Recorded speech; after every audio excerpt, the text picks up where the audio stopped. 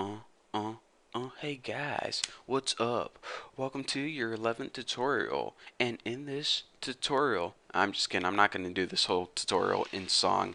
Maybe another tutorial, but I'm not really in the mood this time. So, anyways, in this tutorial, what I'm going to be teaching you guys is how to use functions that require multiple parameters. So, let me give you guys a quick example of a function that might require multiple parameters. If you were making a calculator and you wanted the user to enter two numbers, well, it doesn't exactly know what those numbers are yet, so we go ahead and we use these numbers as parameters in functions. So as you can see, instead of just a single piece of information, it might need two numbers or 8 numbers or 20 numbers. So in order to use multiple parameters in a single function, let me show you guys how to do that. So let's go ahead and make that program right now that just goes and adds two numbers together. Well, we can't use void because right now it is making a calculation. It's going to calculate two numbers, find the sum of them, and return to us the answer. So let's go ahead and say, all right, since what you're going to be returning to us is an integer, go ahead and type int. And now what am I going to name my function? Add numbers. Simple, easy, pretty clear. So now we go ahead and make our parameter list and body list. Here's what I do before I add in my parameters. I don't know why, but I just do it. So what we want to do is we already know that we can use one parameter by setting the data type and giving it a variable name such as int x. Well, we know that this function is going to need two numbers. We already did one, so how do we say we want to use another number as well? Well, anytime you use more than one parameter, you have to separate it with a comma, and then you give it another piece of information that it's going to need. So it's going to need two numbers. One is going to be called x, and one is going to be called y. So let's go ahead and now we have a function that takes two extra pieces of information.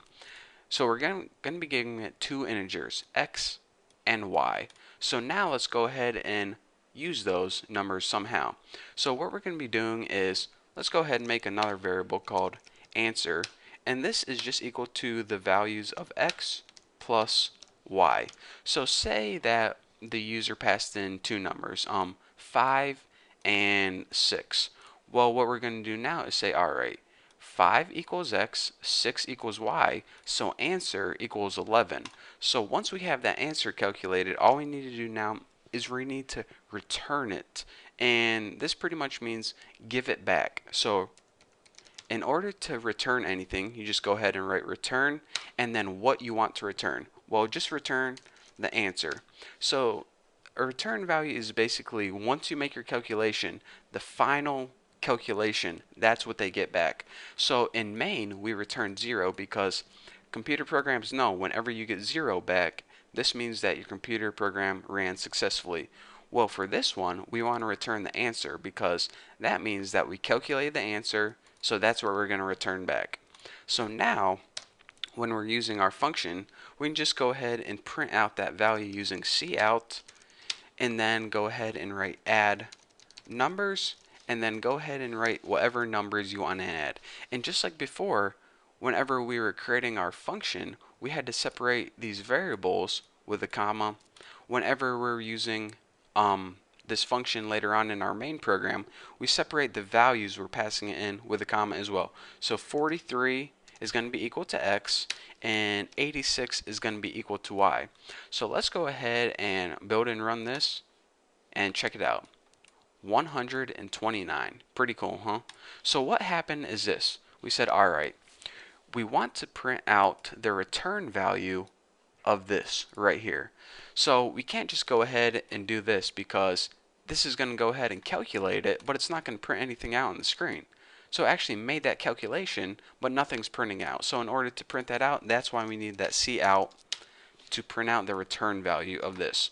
So anyways, what we did is we said this. Alright, we want to use this add numbers function right here, but it needs two integers in order to work. It needs an x and a y. So we said, alright, you want two integers? You got it. You got a 43 and an 86. Let's make some magic happen, baby. So it took that 43, plugged it in for x, and 86, plugged it in for y, and it stored that value or excuse me, it stored the sum of the calculation in a variable called answer. And the answer was like, I don't know what it was, but it took that answer and it returned it back to you. So it says, all right, this is basically equal to 129. So this right here is pretty much just a different way of saying 129, so I'm going to print out 129. And that is how you use functions with multiple parameters.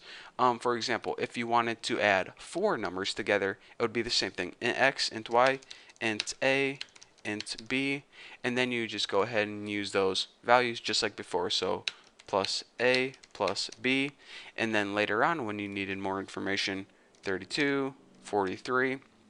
Again, why I'm doing this, I just want to show you guys that you're not only limited to two parameters, you can have as many parameters as you want. You just have to remember to separate them all with a comma. So whether it's 2, 3, or 100, remember to separate them all with a comma in here, and also when you're actually using the function out here.